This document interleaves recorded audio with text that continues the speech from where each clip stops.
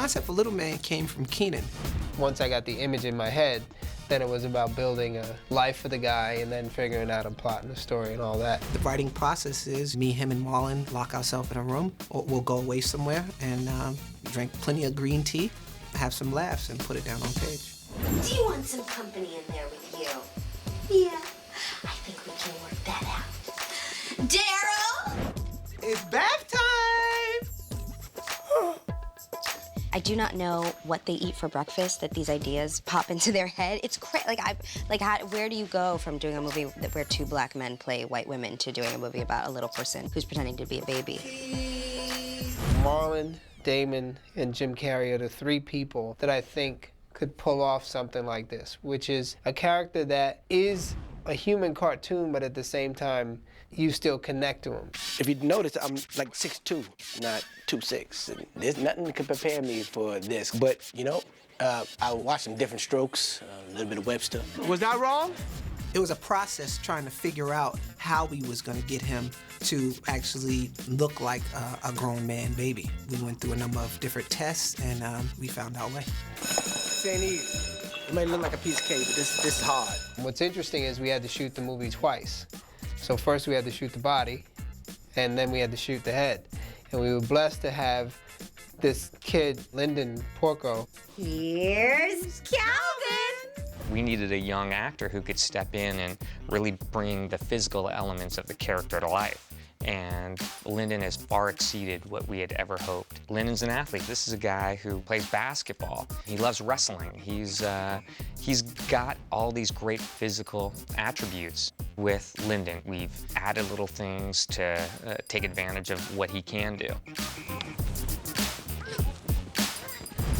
We have a big football scene in the movie that we didn't think we were going to be able to use Lyndon as much for because, you know, he's a young kid and was a very physical role. But the guy loves football. He stepped in there and he made it happen. Don't hit my hat. What? We have a big tussle. We fight. You come clean, you little punk. Who are you?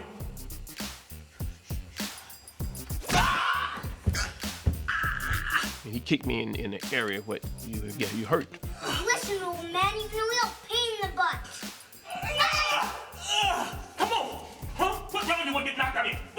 So we had to prepare how many inches he gonna come close to me. I mean, I'll jump out of the scene if necessary, because I don't want nobody to be in the hospital with a growing problem. So we have to time all that stuff because you don't want anyone to get hurt, especially me.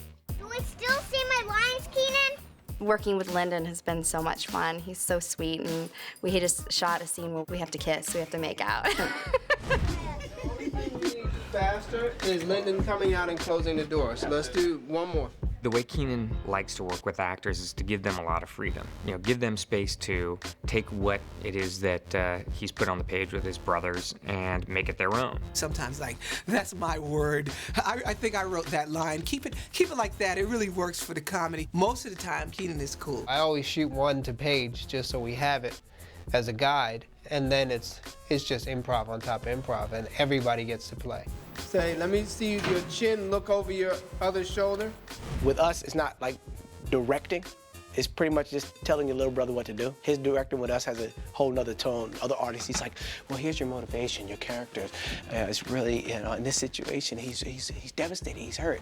With me, it's like, Marlon, get your ass on set and do it. Just do what I told you. You know what to do. There was a lot of times I was giving him just little noises, and he knew what I was saying. So I go, ay, ay, ay, and he knew that was like the Bugs Bunny cartoon reference where the guy goes, ay, ay, ay, you know, like shakes off, getting hit in the head or whatever. It was just us being brothers, having grown up on the same stuff that allowed me to get certain things out of him that I don't think anybody else could have relayed to him, you know? When the city are going down! The great thing about those guys is they don't care about, you know, always having to be in the limelight of the film, you know. A lot of times I'll just be sitting there and right before action, Sean will lean over and kind of give me a really good one-liner that I'll throw out and it'll work. Hip-hop generation, hippity-hop, hip-hop, your yang twins. Why do they have to have two of them? And they know what they're gonna get when they get with me. They know that if it's 3 lines, I might make it 4. Whoop you over the ass. If he likes it, they keep it in. They can always edit it out. Keenan's the type of director, he'll let you live. Go ahead and live, you know? We get this in a can, and then we have fun with it. And I love that, you know, it's freedom. I threw my script away because it's like it has nothing to do with what's going on. I have to come in on the day with my game clothes on, ready to play ball. This is like serious, have your stuff together comedy. There's also a tremendous advantage that all kind of writing issues can be solved right there on the spot. You're not having to bring in writers. They know their characters. So it's made the process a lot simpler. I know just what to fix you so you can have a good night's sleep. The two of them are in the movie together when you see the film, but when we shot the movie, they never shot a scene together. Well, the chemistry was still there. Surprisingly, it was still there through Keenan because he knew what it was that I did, and then Marlon would ad-lib what he would normally ad-lib if we were both doing a scene together. So it was an interesting process. It was different. I missed having them on the set with me at the same time because we have a blast. Open up! Daryl, what are you doing? That's a rectal thermometer. Me and Sean's kind of like Jack Lemmon and Walter Matthau, but we're not white and older yet. Who knows what we'll become when we get older. But we're gonna be grumpy old black men when we get older. I know it.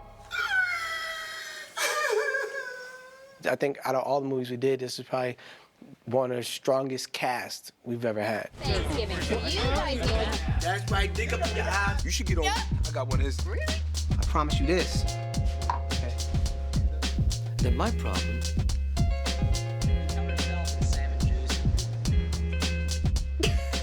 You can't just fall asleep like this. I'll pull away from you. Yeah. Boom, dynamite. Oh, cute. Hi, coming, no. I'm the best daddy in the whole wide world! To you is don't tell her a word. It's your favorite prehistoric dinosaur, Dino Rex. We got Rob Schneider. You know, he came on and did a day, and you know, Schneider, you know, friend of ours, he's really funny. I just got out of rehab. The inside of that Dinosaur Rex outfit is like a CSI episode, you know? They should take the light that finds the different body fluids and goes, oh, good Lord. It's a little pitted out, but not too bad. Most of it is my stink, so it's good. Trap! Oh my God, it's a trap! Working with Molly Shannon is a lot of fun, as you can see on the set, and she was scaring the hell out of me in that car scene. Comedy's really hard, so when it's just written for you already and you just have to show up and perform it, to me it's such a gift. I left Bobby Jr. at an amusement park one day, told his father he was at summer camp, bought me a week. And the Wayans brothers are such great comedy people, and they're so experienced with writing jokes and comedy and working with actors and improvising that it's like the best situation. Is that a dirty diaper? Well, I do a lot of serious, heavy movies, you know, and which I love doing. But if I'm going to be in a comedy, I want to be in a smart comedy with a really good director. And Keenan really knows comedy very well. With somebody like that, whatever you want, I'll give you, and then I trust him. You're 24 hours up, Percy. Percy's totally not like me, but I've known people like Percy to draw from. I wanted to create that persona of him just looking crazy and just over the top hip hop and out of touch. Yes, my name is Percy P, aka living life to the fullest. We had all these different hip-hop looks in various colors and the baggy pants and all the jewelry. And he sort of threw it on and created his character as we were doing the fitting, because he would put the things on and roll them up in a certain way that he saw somebody do sometime on a stage that he thought was really funny. And I was like, let me mix a little LL with Old Dirty Bastard and a little, 50, and let me mix all of this stuff up together and did a do-rag, I just wanted a certain group, a certain audience to identify with this guy. He's a little grabby one, isn't he? When the guys wrote the character of Brittany, she was very well endowed, and we loved Brittany Daniel. She was great in White Chicks, and thought she would be great for this role. Brittany, I hate to say this, but isn't the largest up there. That's actually one of the concerns Keenan had in casting this character. He's like, Brittany, I would love for you to play this role, but I don't know if it's gonna quite work. I said, I really wanted to hire you for this, and I feel like a pig for saying this, but your boobs just weren't big enough. She goes, okay, I'll tell you what, you let me get with the costume designer, and then I'll show you. We had our team assemble a rig that it's special. Are you kidding me? You're lucky he wants one at all. I had to promise Greg I'd give him these. Because when I come on set, I've got this long, like, Pamela Anderson hair and these huge boobs. Gotta move. Gotta move. And I think I'm scaring all the little boys. There's all these little boys that are like 8 and 9 years old. And I try to talk to them and they can barely look at me. Hockey is very serious up in Vancouver. We had a lot of fun with the scene. What's fun is that just about everybody on the crew plays hockey. So we've got our own ice and we play every lunchtime.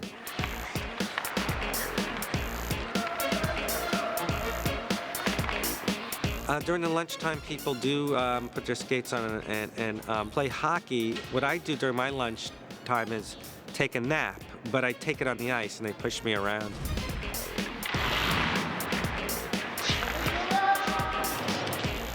You don't see a lot of black people on ice. There's one or two in the NHL, and if you notice, they always got their gloves on. And even when they fight, they always keep their gloves on, because brothers don't like their hands cold. That's one sport white people ain't got to worry about brothers taking over. Y'all have that. Shooting a film in the winter in Vancouver is always tough, especially when you're shooting outside. So we had some really unique weather challenges. We had literally had 3 days where it was completely fogged out. So now trying to shoot exterior is hard enough, but exterior fog is almost impossible. Fog's there and you can't see 2 feet ahead of you. It's like those movies where you're in heaven. Hey, look who's coming out, my long-lost uncle. We were fortunate that we had Steven Bernstein, our DP, there with us. He had an idea while other movies in town were being shut down because of the fog. He came up with a way for us to keep shooting. I fly airplanes, and in our flight trainings, they teach us about how clouds form and when fog's likely to form. And we were about to shut down, and I thought, if I raise the temperature above the dew point, the fog should theoretically disappear. So I had my grips tent out the area that we were shooting in. We brought in an enormous number of heaters, and we endeavored to raise the temperature 2 or 3 points above the dew point. But Steven made the fog raise up, and we shot with the fog lifted like over our heads, and we just had clear underneath us. We saved 3 days of shooting, and I later got a call from a production manager of another film, which remained unnamed, who was very unhappy and said, look, this didn't really happen, did it? And I said, well, why do you want me to say that? He said, well, because the studio's all over me. We shut down a film that's twice the size of yours for 3 days, and you kept shooting, so you gotta phone these guys and say this never happened. You know, every day was another challenge like this, and for me as a director, this is probably the most unique film, and really kind of called upon all the experiences that I've had, and I think at the end of it will probably be one of the most gratifying experiences for me. We don't take ourselves too serious when we go to sit down to write a movie. We are always thinking about the audience, how to make them laugh, and we just want them to enjoy Wayans Brothers films. Don't take them serious. Take your brain out your head, sit down, and just have a ball. We doing this. We making movies here. It can be a challenge, but you know, when you overcome that challenge and we look at our filmography of the movies that we've done together, I'm damn proud. You know what I mean? It's just amazing what we've been able to accomplish, and you know, this is just the tip of the iceberg. You know, we haven't even begun.